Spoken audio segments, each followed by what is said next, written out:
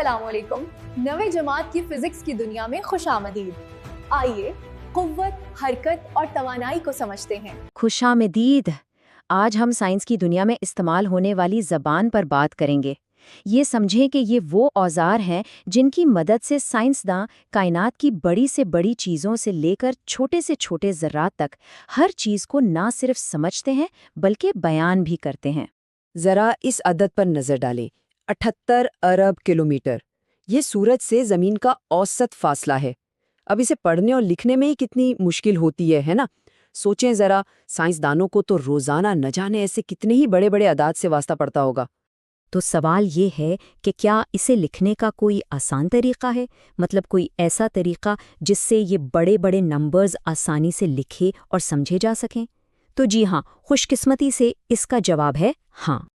और यहीं पर एक बहुत ही ज़बरदस्त चीज़ हमारी मदद को आती है, जिससे कहते हैं साइंसी तरकीब या साइंटिफिक नोटेशन।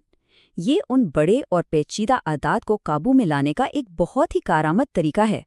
चलें देखते हैं कि ये आखिर काम कैसे करती है।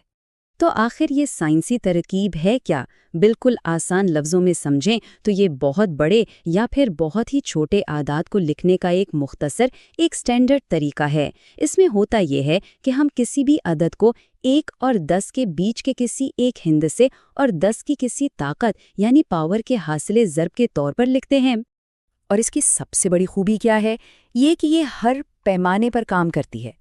मतलब चाहे सूरज के फासले जैसे बहुत ही बड़े फल्कियाती आदाद हों या फिर एक हाइड्रोजन एटम के कुतर जैसे नाकाबिले यकीन हद तक छोटे आदाद, साइंसी तरकीब दोनों को बड़ी आसानी से संभाल लेती है। अच्छा, तो इसे इस्तेमाल कैसे करना है? बहुत ही आसान है, बस 3 स्टेप्स हैं। पहला, डेसिमल पॉइंट यानी एशारिया को वहां तक ले जाएं जब तक कि इसके बाईं तरफ सिर्फ एक हिंदसा ना रह जाए। दूसरा, अब गिने के एशारिया को कितनी जगह हिलाना पड़ा, बस यही नंबर आपका कुव्वत नुमा यानी एक्सपोनेंट है। और तीसरा स्टेप, उस नए अदद को 10 की उसी ताकत से ज़र्ब देकर लिखते, बस। तो चलें अब वापस अपनी पहली मिसाल पर चलते हैं। 78 अरब किलोमीटर। इन 3 आसान स्टेप्स के बाद ये बन जाता है 7.8 ज़र्ब 10 की ताकत 10 किलोमीटर। देखें कितना साफ, सादा और मुनज़्ज़म लग रहा है। ये बिल्कुल वैसे ही काम करता है जैसे हम रोज़मर्रा ज़िंदगी में किलो यानी 1000 ग्राम या मेगा यानी 10 लाख के लिए इस्तेमाल करते हैं ना। ये सब दरअसल एक ही निज़ाम का हिस्सा हैं, जिसका मकसद बड़ी मिक़दारों को समझने में आसानी पैदा करना है। लेकिन ठहरें, साइंसी तरकीब सिर्फ आदाद को खूबसूरत तरीके से लिखने के लिए नहीं है। इसका असल कमाल तो तब सामने आता है जब इन आदाद के साथ हिसाब किताब किया जाए। चलें इसकी भी एक मिसाल देखते हैं। फ़र्ज़ करें कि हमें ये तफ़रीक़ हल करनी है। अब पहली नज़र में हो सकता है ये थोड़ा मुश्किल लग रहा हो, लेकिन साइंसी तरकीब की मदद से ये काम बहुत ही आसान हो जाता है। यहाँ एक सबसे अहम असूल याद रखने वाला है, वो ये कि जमा या तफ़रीक़ के लिए दोनों आदाद में 10 की ताकत यानी एक्सपोनेंट एक जैसा होना लाजमी है। अगर ऐसा है तो समझें आधा काम तो वहीं हो गया। अब हमारी मिसाल में तो खुशकिस्मती से दोनों आदाद का कुव्वत नुमा एक ही है, यानी 10 की ताकत 4। तो बस हम इसे कॉमन ले लेंगे और सिर्फ बुनियादी आदाद को आपस में तफरीक कर लेंगे। और लीजिए ये रहा जवाब, 1.843 ज़रब 10 की ताकत 4 मीटर। देखा, कोई लंबी चौड़ी कैलकुलेशन नहीं, बस चंद आसान से मराहिल में बिल्कुल साफ सुथरा जवाब आ गया।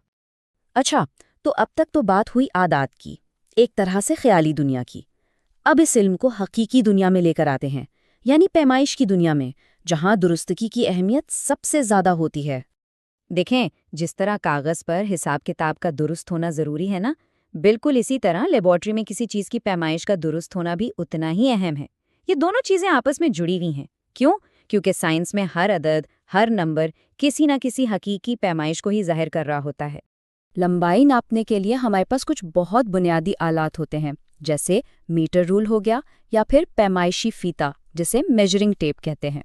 इन दोनों से जो सबसे छोटी पैमाइश ली जा सकती है उसे लीस्ट काउंट कहते हैं, और वो होती है 1 मिलीमीटर।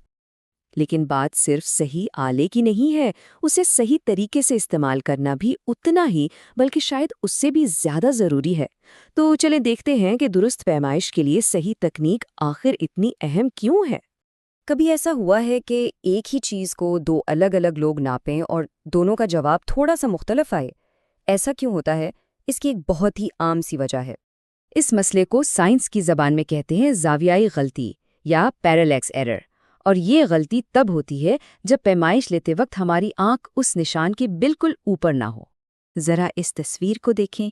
اگر کوئی نقطہ اے یا سی کی پوزیشن سے ریڈنگ لینے کی کوشش کرے گا تو پیمائش اصل سے یا تو کم نظر آئے گی یا پھر زیادہ۔ یہ ایک طرح کا بصری دھوکہ ہے۔ تو اس غلطی سے بچنے کا ایک ہی اور بہت آسان طریقہ ہے، وہ یہ کہ آنکھ کو ہمیشہ پیمائش کے نشان کے بالکل اوپر یعنی عمودی پوزیشن میں رکھا جائے، جیسا کہ یہاں نقطہ بی پر دکھایا گیا ہے۔ یہ ایک چھوٹی سی احتیاط ہے لیکن نتائج میں بہت بڑا فرق ڈال سکتی ہے۔ تو آج کا سب سے اہم سبق کیا ہے؟ یہی کہ سائنس میں درستگی یا پریسیژن کا مطلب صرف مہنگے اور جدید آلات نہیں ہیں۔ اس کا انحصار صحیح اوزاروں پر تو ہے ہی، لیکن ساتھ ہی ساتھ انہیں استعمال کرنے کی صحیح ٹیکنیک پر بھی ہے۔ اور آخر میں ایک سوال سوچنے کے لیے، اگر ایک عام سے رولر سے پیمائش کرنے میں اتنی احتیاط کی ضرورت پڑتی ہے تو ذرا سوچیں کہ وہ بڑی بڑی سائنسی دریافتیں جو کائنات کے رازوں سے پردہ اٹھاتی ہیں، ان میں ایسی کتنی ہی نادیدہ یا انویزیبل غلطیوں کا امکان چھپا ہو سکتا ہے۔ Join us and register now for online transformation.